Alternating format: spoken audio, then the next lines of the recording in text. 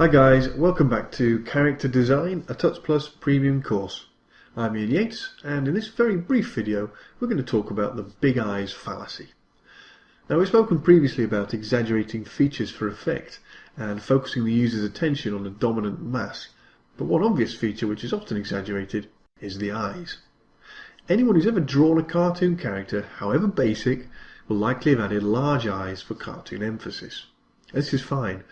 Eyes convey a lot of emotion, so it's understandable that bigger is better where communicating is concerned, but only to a point. Now, we can exaggerate anything we like in order to achieve our aims, but we've got to think about the consequences of what we're drawing. People often assume that giving a character large eyes will make it automatically look cute. Babies have big eyes too, right? Well, that may be true to an extent, but by designing overly large eyes, you're actually removing some of the ability to convey emotion effectively. If we give our student massive dinner plates for eyes, our audience is likely to struggle to connect with him. If you've ever watched manga cartoons from Japan, you'll notice that they're classically associated with large eyes. It's traditionally a feature which is recognized as being attractive there. Ironically, the large eyes of manga cartoons were originally developed in order to convey more emotion, but these days they can often go a bit too far. Okay, let's have a little look at exactly what I'm talking about here. Now, we're in Adobe Illustrator, as you can see. That's just to give you a break from watching my hands scribbling on paper apart from anything else. But we have in front of us on the canvas a fairly plain looking girl without any eyes. So now let's rectify that and add some eyes onto a new layer.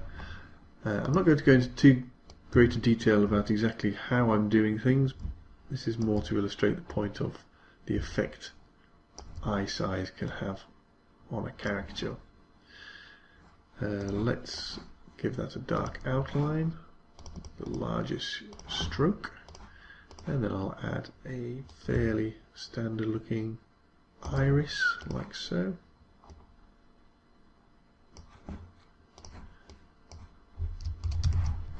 And then using my Pathfinder, I'll trim that down like so. I'm going to need a white background. Group that together.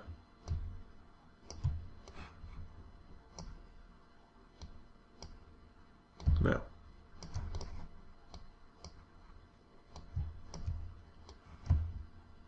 I'm going to duplicate that. I'm going to reflect it along the vertical axis like so. Okay, now they look bigger than you would expect a genuine person to have their eyes, obviously, but let's now duplicate this layer and see what sort of an effect having larger eyes has. Let's transform these to 200%. There we go, we'll do the same for this.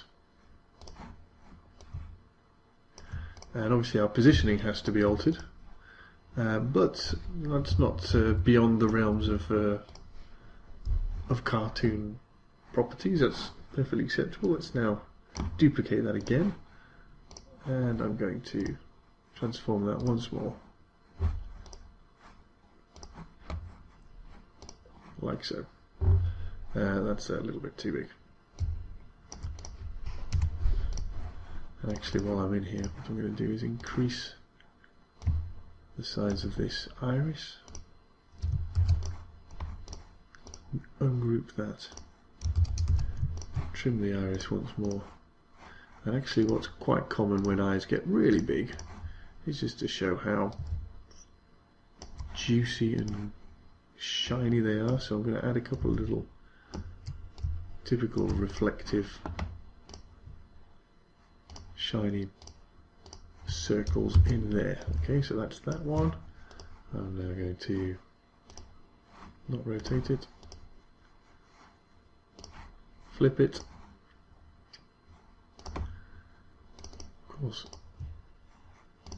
need our reflection to be on the other side, but I'm getting tied up in details here, which wasn't the idea. Perfectionist, you see.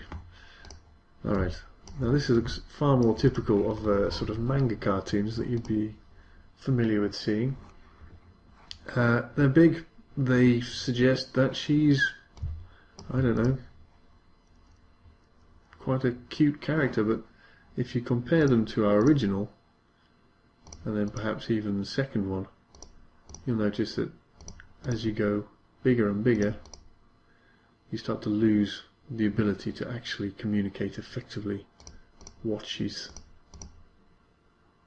genuinely feeling. Next time on character design, we're going to look at context. My name's Ian Yates, and from all of us here at Tuts Plus, thanks for watching.